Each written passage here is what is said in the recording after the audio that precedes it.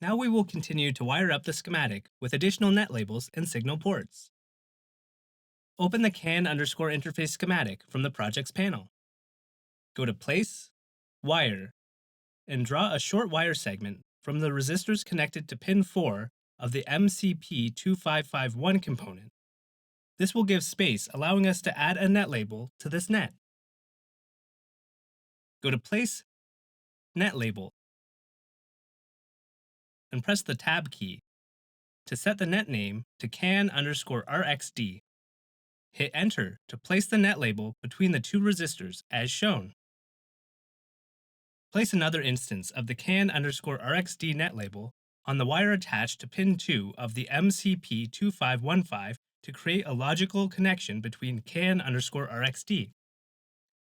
To see the logical connection, press and hold the Alt key and select net label CAN_RxD with a left mouse click. This highlights the net labels showing connections within the schematic. Use Shift-C to clear the masking. Place signal ports using methods described earlier. On CAN_RxD,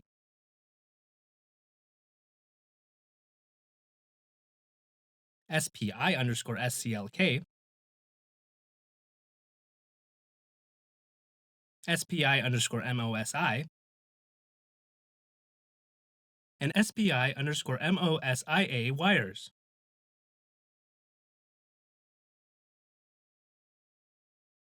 That wraps up our look at wiring the schematic with additional net labels and signal ports.